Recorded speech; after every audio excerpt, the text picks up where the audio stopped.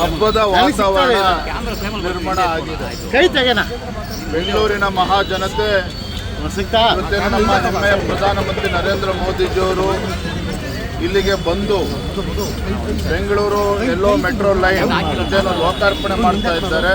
ಭಾಳ ಸಂತೋಷದಿಂದ ಇವತ್ತು ಕಾಯ್ತಾ ಇದ್ದಾರೆ.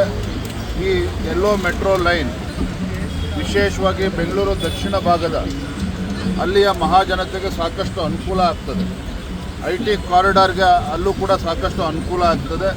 ಹಾಗಾಗಿ ಎಲ್ಲರೂ ಕೂಡ ಇವತ್ತು ಎದುರು ನೋಡ್ತಾ ಇದ್ದಾರೆ. ನಮಗೆಲ್ಲರೂ ಕೂಡ ಸಂತೋಷ ಇದೆ, ಹೆಮ್ಮೆ ಇದೆ. ಕೇವಲ ಭಾರತೀಯ ಜನತಾ ಪಾರ್ಟಿ ಕಾರ್ಯಕರ್ತರಲ್ಲ, ಇವತ್ತು ಬೆಂಗಳೂರು ಮಹಾಜನತೆ ಮತ್ತು ರಾಜ್ಯದ ಜನರು ಕೂಡ ಇವತ್ತು ಮೋದಿಜಿಯವರ ಈ ಒಂದು ಭೇಟಿ ಎದುರು ನೋಡ್ತಾ ಇದ್ದಾರೆ. ಇವತ್ತು ವಿಶೇಷವಾಗಿ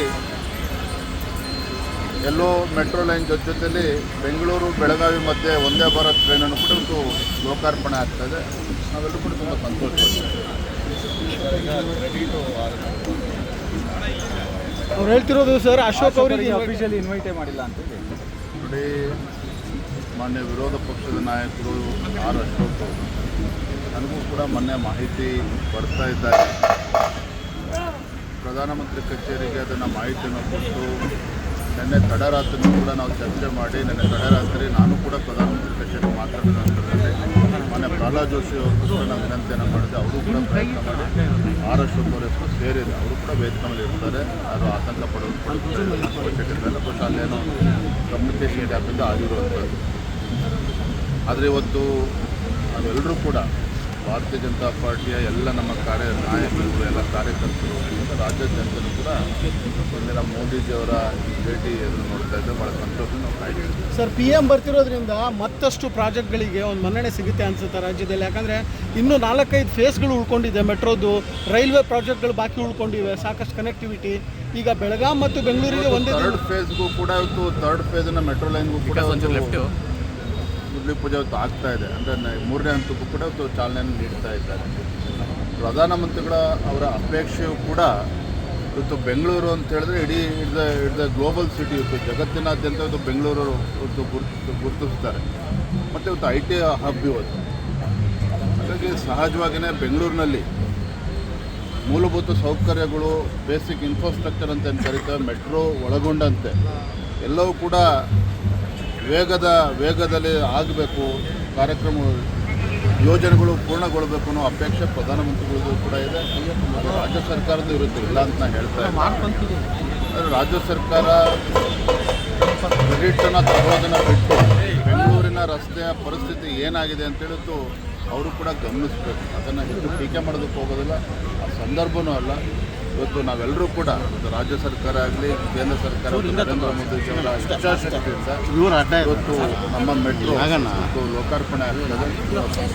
ಬೆಂಗಳೂರಿನ traffic sir world wide known ಇರೋವಂಥ ವಿಷಯ. ಹಾಗಾಗಿ ಈ ಮೆಟ್ರೋ ಪ್ರಾಜೆಕ್ಟ್ಗಳು ಬೆಂಗಳೂರಿನ ಟ್ರಾಫಿಕ್ನ ಈಸ್ ಮಾಡೋದಕ್ಕೆ ಎಷ್ಟೊಂದು ಅನುಕೂಲ ಮಾಡಿಕೊಡುತ್ತೆ. ಇಲ್ಲ, ಮೆಟ್ರೋ ಲೈನು ಖಂಡಿತ ಇದು ಬ್ಯಾಂಗ್ಳೂರು ಟ್ರಾಫಿಕ್ಕನ್ನು ಕಡಿಮೆ ಮಾಡೋ ನಿಟ್ಟಿನಲ್ಲಿ ಖಂಡಿತ ಉಪಯೋಗ ಆಗ್ತದೆ. ಆದರೆ ಎಲ್ಲೋ ಒಂದು ಕಡೆ ರಾಜಕೀಯ ಇಚ್ಛಾಶಕ್ತಿಯ ಕೊರತೆ ಹಿಂದಿನಿಂದಲೂ ಕೂಡ ಯಾವ್ಯಾವ ಸರ್ಕಾರಗಳು ರಾಜ್ಯದಲ್ಲಿ ಆಡಳಿತ ನಡೆಸಿದೆ. ಒಂದು ದೂರದೃಷ್ಟಿತ್ವ ಇಟ್ಕೊಂಡು ಯಾವ ಯೋಚನೆ ಮಾಡಿಲ್ಲ. ಉದಾಹರಣೆಗೆ ಹೇಳ್ತೇನೆ, ಇವತ್ತು ಬ್ಯಾಂಗ್ಳೂರು ಇಂಟರ್ನ್ಯಾಷನಲ್ ಏರ್ಪೋರ್ಟ್, ಕೆಂಪೇಗೌಡ ಅಂತಾರಾಷ್ಟ್ರೀಯ ವಿಮಾನ ನಿಲ್ದಾಣ ಏನು 40 ವರ್ಷದಿಂದ ಆಗಿರ್ತಕ್ಕಂಥದ್ದಲ್ಲ, ಇದೇ ಇತ್ತೀಚೆಗೆ 10-15 ವರ್ಷದಲ್ಲಿ ಆಗಿರ್ತಕ್ಕಂಥದ್ದು. ಆದರೆ ಇವತ್ತಿಗೂ ಕೂಡ ಮೆಟ್ರೋ ಕನೆಕ್ಟಿವಿಟಿ ಆಗಿಲ್ಲ ಅಂತ ಹೇಳಿದ್ರೆ ಇದು ಇಲ್ಲಿ ಆಡಳಿತ ವೈಫಲ್ಯವೇ. ಹಾಗಾಗಿ ನಾನು ಯಾರನ್ನೂ ಟೀಕೆ ಮಾಡ್ತಾ ಇಲ್ಲ. ಎಲ್ಲೋ ಒಂದು ಕಡೆ ಬೆಂಗಳೂರು ಮಹಾನಗರಕ್ಕೆ ಯಾವ ವೇಗದಲ್ಲಿ ಇವತ್ತು ಮೂಲಭೂತ ಸೌಕರ್ಯಗಳು ಆಗಬೇಕಾಗಿತ್ತು ಆ ವೇಗ ಪಡೆದುಕೊಂಡಿಲ್ಲ. ಈಗ ಮೋದಿಯವರ ಒಂದು ಇಚ್ಛಾಶಕ್ತಿ, ಅವರು ಕೂಡ ಬೆಂಗಳೂರು ಬಗ್ಗೆ ಆಸಕ್ತಿಯನ್ನು ವಹಿಸಿರ್ತಕ್ಕಂಥ ವೇಗದಲ್ಲಿ ಎಲ್ಲ ಕೆಲಸ. ವಿಜಯ್ ಸರ್, ಈ ಕಾರ್ಯಕ್ರಮಕ್ಕೆ ನಿಮ್ಮ ಆಹ್ವಾನ ಮತ್ತು ಅಶೋಕ್ ಅವರಿಗೆ ಆಹ್ವಾನ ಇಲ್ಲೇ ಇರುತ್ತೆ. ಚರ್ಚೆಗಳು ದೊಡ್ಡ ಮಟ್ಟದಲ್ಲಿ ಮಾತಾಡಿ ನಿಮ್ಮ ಈ ಕಾರ್ಯಕ್ರಮಕ್ಕೆ ಶಿಕಾರಿಪುರ ಶಾಸಕರಾಗಿರೋ ನಿಮ್ಮನ್ನು ಆಹ್ವಾನ ಮಾಡಿರ್ತಕ್ಕಂಥದ್ದು ಮತ್ತು ಅಶೋಕ್ ಅವರಿಗೆ ಅವಕಾಶ ಇಲ್ಲ ಅಂತಕ್ಕಂಥ ಚರ್ಚೆ. ಈಗ ಕಾಂಗ್ರೆಸ್ ಕೂಡ ಅದು ಟ್ವೀಟ್ ಮಾಡಿ ಟೀಕೆ ಮಾಡುವಂಥ ಕೆಲಸ ಮಾಡ್ತಾ ಇದೆ ಸರ್. ನೀವು ಈಗಾಗಲೇ ನಮ್ಮ ವಿರೋಧ ಪಕ್ಷದ ನಾಯಕರ ಹೆಸರನ್ನು ಈಗಾಗಲೇ ಸೇರ್ಸಾಗಿದೆ. ನಿನ್ನೆ ನಾನು ಕೂಡ ಪ್ರಧಾನಮಂತ್ರಿ ಕಚೇರಿಯನ್ನು ಸಂಪರ್ಕ ಮಾಡಿದ್ದೆ.